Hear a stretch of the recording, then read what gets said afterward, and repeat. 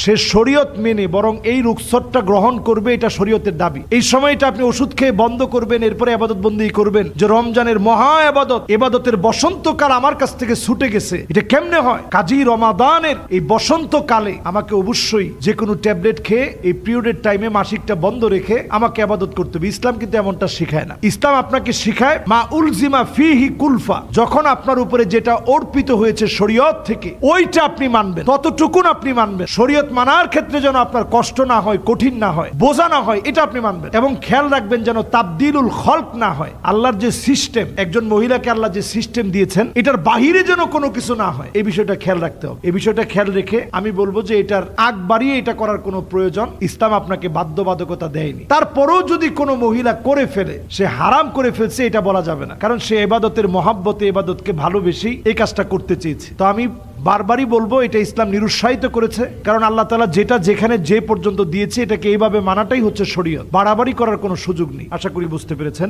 এরপরের প্রশ্ন হচ্ছে সিয়াম পালনকারীকে আল্লাহ তাআলা কি কি পুরস্কার দিবেন? সিয়াম পালনকারীর সবচেয়ে বড় পুরস্কার হচ্ছে আস-সাওমু লি ওয়া আনা আজজিউ বিহি আও উজজা বিহি, রোজা আমার জন্য। এই রোজা যে রাখবে আল্লাহ পাক নিজে হাদিসে কুদসির ভিতরে বলতেছেন আমি নিজেই তার প্রতিদান। তার মানে যে রোজা রাখছে আল্লাহ নিজে তার প্রতিদান। সুবহানাল্লাহ বিহামদি। আল্লাহ তাআলা যত বড়, প্রতিদানও কিন্তু তত বড়। রোজাদারদের জন্য রাইয়ান নামক একটা দরজা থাকবে, ওই দরজা দিয়ে শুধু রোজাদারেরাই প্রবেশ করবে। এবং আমরা একটা হাদিস সব সময় শুনি, ফামুস-সাইমি আতিয়াবু ইনদাল্লাহি মিন রিহি মিস্ক।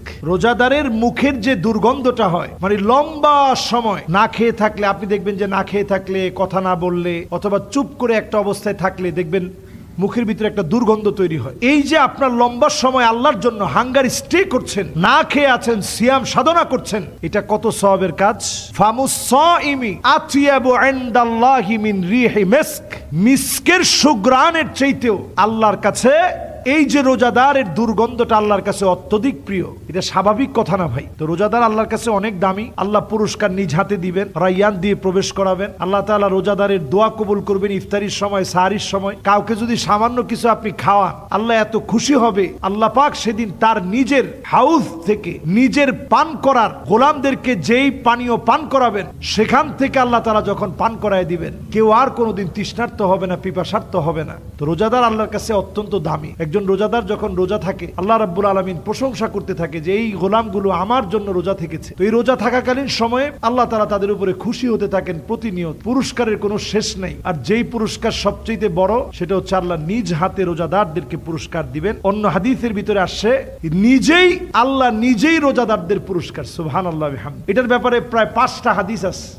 আল্লাহ নিজেই প্রতিদান মানে কি? সেদিন আল্লাহ রাব্বুল আলামিন নিজে গোলামদেরকে জিজ্ঞাসা করবে, হাল আনতুম রাদিন আন্নি, তোমরা কি আমার উপরে খুশি? ইবাদি সালুনি ওতিকুম, চাও, আমার দিতে বড় মনে চাচ্ছে, আমি তোমাদের কাছে কিছু দিব। তো গোলামরা বলবে আল্লাহ সব তো দিছেন, আর কি লাগবে? গুনাহ মাফ করছেন, গুনাহ গোপন করছেন, জান্নাতের মালিক বানিয়ে দিয়েছেন, জাহান্নামের আগুন থেকে হেফাজত করছেন, আর কি চাবো আল্লাহ? আল্লাহ সেদিন বলবে গোলাম চাও, দিতে বড় ভালো লাগে। সেদিন আল্লাহ নিজে বারবার চাইতে বলবেন। আদম আলাইহিস সালাম বলবে ঠিক আছে সবাই মিলে চলো আল্লাহকে বলি, আল্লাহ যেন রাগ করে কোনোদিন বের করে না দেয়। সেদিন সবাই মিলে ধরবে, আল্লাহ রাগ করে আর বের করে দিয়েন না। আল্লাহ পাক সাথে সাথে জানাবে উহিল্লু আলাইকুম রিদওয়ানি ফালা আসখাতু আলাইকুম বা'দাহু আবাদা, যাও খুশি হয়ে গেলাম, কোন দিনের জন্য আমি রাগ করব না। সুবহানাল্লাহ বিহামদি। এরপরে আল্লাহ আবার বলবে গোলাম কিছু একটা চাও, আমার দিতে বড় মনে চাচ্ছে। সেদিন বান্দা কি চাবে? বান্দা সেদিন আল্লাহর কাছে বলবে আল্লাহ আপনার কাছে আর কিছু চাই না, শুধু এতটুকুন চাই, আপনি আল্লাহ মেহেরবানি করে মুসা আলাইহিস সালামের শেখানো পদ্ধতি অনুযায়ী সেদিন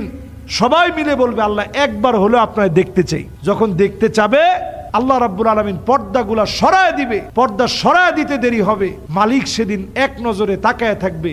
ফায়ানজুরু ইলা ওয়াজহিহিম ওয়া ইয়ানজুরুনা ইলা ওয়াজহিহি, সবাই এক নজরে আল্লাহর দিকে তাকায় থাকবে, আমার আল্লাহ এক নজরে গোলামদের দিকে তাকায় থাকবে। সুবহানাল্লাহ বিহামদি। তাহলে রোজাদারদের জন্য আল্লাহর পক্ষ থেকে অনেক পুরস্কার আছে, পুরস্কারের কোনো শেষ নেই। আল্লাহ নিজেই পুরস্কার। এই পুরস্কার দেওয়ার সময় বান্দাদেরকে আল্লাহ বলবে ওয়ালা দাইনা মাজিদ, যুগের পর যুগ চলে যাচ্ছে, সবাই তাকায় আছে আল্লাহর দিকে। আল্লাহ তাআলা বলবে সামনের দিকে যাও, আরো অনেক অনেক পুরস্কার আছে। সুবহানাল্লাহ বিহামদি।